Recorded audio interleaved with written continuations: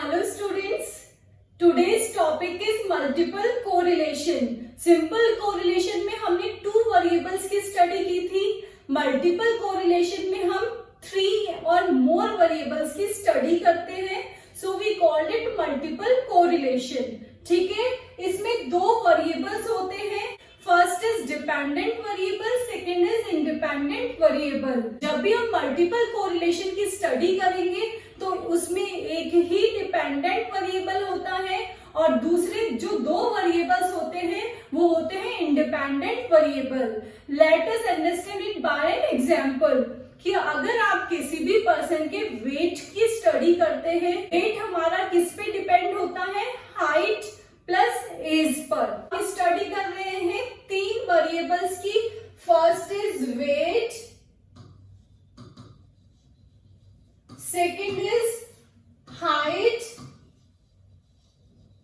और third is age. तब इसमें हमारा डिपेंडेंट वेरिएबल एक ही होगा और 2 हमारे इंडिपेंडेंट वेरिएबल होंगे. तो डिपेंडेंट वेरिएबल है हमारा वेट. वेट किस पे डिपेंड है? हमारा वेट हमारा डिपेंड है हाइट पर और एज पर. ये चीज बहुत इंपॉर्टेंट है समझने के लिए कि कौन सा डिपेंडेंट वेरिएबल है, कौन सा इंडिपेंडेंट वेरिएबल है. नेम दे देंगे हम x1 और ये है हमारा x2 और ये है हमारा x3. Now we will solve the questions of multiple correlation. Question में आपके पास आ जाएगा कि आप फाइंड आउट करेंगे R1.23, R2.13, R3.12. What is this? तो हमने प्रीवियस पढ़ा था डिपेंडेंट और इंडिपेंडेंट वेरिएबल. तो ये जो 1 है वो क्या है? आपका डिपेंडेंट वेरिएबल है और 2 और 3 जो है वो है आपका इंडिपेंडेंट वेरिएबल. फाइन. और इसमें ये जो 2 है वो क्या है? आपका डिपेंडेंट वेरिएबल और 1 और 3 क्या है? आपका इंडिपेंडेंट वेरिएबल. इसमें 3 है आपका डिपेंडेंट वेरिएबल और 1 और 2 क्या है? आपका इंडिपेंडेंट वेरिएबल. पहले तो आपको इनका मतलब समझ आ चुका है. ठीक है. Now we will formulate the formula. सबसे पहले हम फॉर्मूला लिखेंगे R1.23 का. 2 वेरिएबल साथ में लेंगे. पहले है हमारा 1 और 2. ठीक है. 1 2 तो R12 का स्क्वायर प्लस 1 के साथ में 2 तो ले चुके हैं. अब क्या बचा? 1 और 3. पहले तो 1 2 ले लिया इसका और एक कॉम्बिनेशन है 1 3 का. तो ले लिया R13 का स्क्वायर माइनस 2. ठीक है. अब क्या करना है? जितने भी वेरिएबल्स है उनको साथ में लिख देना है. R12 हो गया, R13 है और अब क्या है? R23 है. इन तीनों को लिख देंगे. R12, R13, R23. यहां तो स्क्वायर आएगा, यहां स्क्वायर नहीं आएगा. Divided by 1 minus. अब देखिए आपने इन दोनों का तो स्क्वायर ले चुके हैं ऊपर. नीचे किसका आएगा? जो आपके इंडिपेंडेंट वेरिएबल से उसका स्क्वायर आएगा. दैट मीन्स 2 3 पॉइंट्स के राइट हैंड साइड है. तो अब क्या ले लेंगे यहाँ पे? R23 का स्क्वायर. ये बन गया आपका मल्टीपल कोरिलेशन का फॉर्मूला. ऐसे ही हम आगे कर लेंगे. इसमें भी 3 कॉम्बिनेशन बन रहे हैं आपके. फर्स्ट कॉम्बिनेशन हो जाएगा आपका 1 2 का, सेकंड कॉम्बिनेशन हो जाएगा आपका 2 3 का और थर्ड कॉम्बिनेशन हो गया आपका 1 3 का. ठीक है. यहाँ पे 2 1 नहीं लिखा है क्योंकि 2 1 नहीं होता है. आप इसको सीक्वेंशियली चलेंगे. 1 2 ही होता है. 12. इधर भी क्या है? ये 1 3. नेक्स्ट हो जाएगा आपका 2 3 और नेक्स्ट लास्ट हो जाएगा आपका 1 2. ठीक है. Now we will formulate the formula. That is R12 का स्क्वायर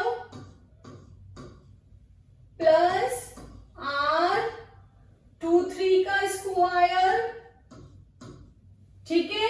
इन दोनों में एक में डिपेंडेंट वेरिएबल है, एक में इंडिपेंडेंट है, एक में डिपेंडेंट है और एक में इंडिपेंडेंट है, ये देखिए। और ये दोनों क्या है, दोनों इंडिपेंडेंट वेरिएबल है जो कि नीचे आएंगे। इसको हम नीचे लिख देते हैं 1 माइनस R13 का होल स्क्वायर, ठीक है। अब ऊपर क्या आ जाएगा, -2 और सब 1 टाइम आएंगे, स्क्वायर में नहीं आएंगे। R12 R13 R23। नेक्स्ट अब इसका बनाएंगे, इसमें भी ये जो फर्स्ट कॉम्बिनेशन है उसमें ये तो डिपेंडेंट है, ये इंडिपेंडेंट है, इसमें भी ये डिपेंडेंट है, ये इंडिपेंडेंट है, और नीचे वाले में दोनों वेरिएबल्स आपके क्या आएंगे, इंडिपेंडेंट आएंगे। तो इसमें भी हम बना लेते हैं फॉर्मूला, R13 का होल स्क्वायर प्लस R23 का होल स्क्वायर -2, और ये सीक्वेंसेस सारे आ जाएंगे, R12 R13 R23। नीचे 1 माइनस जो इंडिपेंडेंट वेरिएबल है हमारा 12 का, R12 का होल स्क्वायर। आई होप आपको ये फॉर्मूले समझ आ गए होंगे और इजीली याद भी हो जाएंगे ये। The following zero order correlation coefficient are given. देखिए इसमें क्वेश्चन में गिवन है zero order coefficient. Zero order का मतलब होता है सिंपल कोरिलेशन वाले, सिर्फ 2 वेरिएबल्स वाले आपको ये कोएफिशिएंट दिए हुए हैं। देखिए इनमें 2 ही वेरिएबल है, 1 2 1 3 2 3, 2 वेरिएबल्स है, इसलिए आपको यहाँ क्या बोला गया है, जीरो ऑर्डर कोरिलेशन कोएफिशिएंट्स। इसमें आपको कंफ्यूज नहीं होना है। R12 equals to 0.98, R13 equals to 0.44, R23 equals to 0.54. Now we have to calculate the multiple correlation coefficient treating the first variable as a dependent. आपको फर्स्ट वेरिएबल को क्या मानना है, डिपेंडेंट, और सेकेंड और थर्ड वेरिएबल को independent. That means आपको find out क्या करना है, R1.23। क्यों, क्योंकि 1 है आपका डिपेंडेंट वेरिएबल और सेकेंड और थर्ड है आपके इंडिपेंडेंट वेरिएबल। तो अब इसी का फॉर्मूला आप लिखेंगे, प्रीवियस आपको फॉर्मूला लिखवाया था। R1.23 का फॉर्मूला आपने लिख लिया है। अब आपको सिर्फ वैल्यू सब्स्टिट्यूट करनी है। R12 की वैल्यू है 0.98, R13 की value 0.44, 2 R12 R13 R14 divided by 1 minus R23 का होल स्क्वायर। पहले आपको होल स्क्वायर सॉल्व करने हैं, तो ये वैल्यूज आ जाएगी आपकी, ठीक है। इसको पूरे को मल्टीप्लाई कर लेंगे आप चारों फिगर्स को, तो वैल्यू आ जाएगी आपकी 0.4657। इसको भी इसका स्क्वायर सॉल्व करने के बाद में 1 माइनस जो इसका स्क्वायर आएगा वो करेंगे, तो वैल्यू आ जाएगी आपकी 0.7084, ठीक है। इसको डिवाइड कर दीजिए तो अपना आंसर आएगा 0.9716। इसका स्क्वायर रूट फाइंड आउट करेंगे तो वैल्यू आ जाएगी आपकी 0.986, दैट मीन्स 0.99। अब ये देखिए 1 के कितने पास में है, तो पहले तो ये कौन सा कोरिलेशन है, पॉजिटिव कोरिलेशन है, और परफेक्ट कोरिलेशन भी बोल सकते हैं आप इसको, क्योंकि ये 1 के बहुत नियर है, और या very very high degree correlation भी बोल सकते हैं। नेक्स्ट क्वेश्चन, मल्टीपल कोरिलेशन का और क्या आ सकता है, x1 x2 x3 are 3 variates measured from their means with sigma x1 का square equals to 90, sigma x2 का square equals to 160, sigma x3 का square equals to 40, sigma x1 x2 equals to 60, sigma x2 x3 equals to 60, sigma x3 x1 equals to 40। अब हमें calculate करना है multiple correlation, जिसमें R1.23। अब इसमें आप R12 R13 R23 गिवन नहीं है। अब आपको सबसे पहले तो R12 R13 और R23 कैलकुलेट करना है। R मीन्स क्या है, कोरिलेशन। हम इसको Karl Pearson's coefficient of correlation से फाइंड आउट करेंगे, जिसमें हमारा क्या था, sigma x1 multiply by sigma x2 divided by whole square sigma x का स्क्वायर 1 का सिग्मा x2 का स्क्वायर। हम इस फॉर्मूले से कैलकुलेट करेंगे इसको। एक्चुअल मीन मेथड है, ठीक है। यहाँ पे आपको दिया हुआ है मीन वेरिएंस, दैट मीन्स ये जो सब निकाले गए हैं x, वो मीन से ही निकाले गए, x माइनस एक्स बार करके निकाले गए हैं। तो हम इससे पहले इस फॉर्मूले से सारी वैल्यूज कैलकुलेट करेंगे, देन मल्टीपल कोरिलेशन। ये देखिए यहाँ पे हमने R12 के लिए फॉर्मूला लगा दिया। R13 कैलकुलेट करेंगे, इसमें क्या ले लेंगे, sigma x1 multiply by sigma x3, और ये है आपका स्क्वायर रूट सिग्मा x1 का स्क्वायर, क्योंकि 1 वेरिएबल है और 3 है, तो सिग्मा x3 का स्क्वायर। ऐसे इधर कर लेंगे, वैल्यू सब्स्टिट्यूट कर दी हमने जो कि हमें क्वेश्चन में गिवन थी।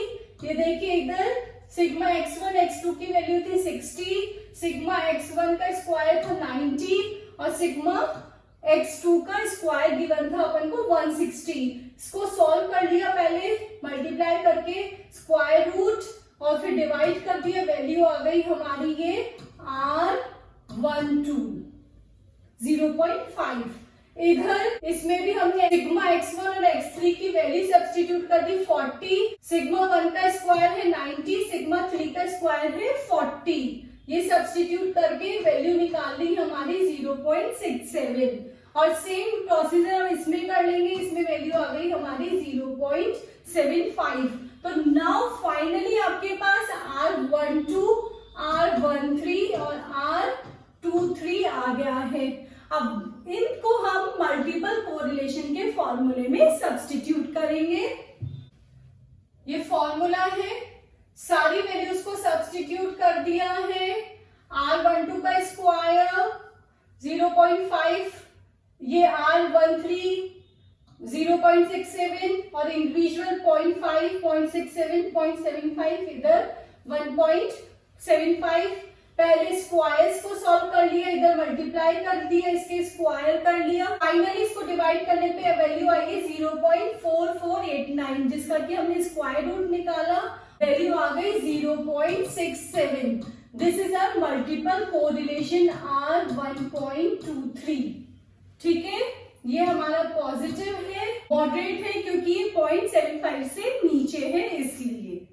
आई होप आपको मल्टीपल कोरिलेशन के ये कंसेप्ट और क्वेश्चन समझ आया होगा। If you have any doubt you can comment me. एक असाइनमेंट क्वेश्चन का भी वीडियो दे रही हूँ, आप वो वीडियो भी वॉच करके असाइनमेंट क्वेश्चन सॉल्व करेंगे।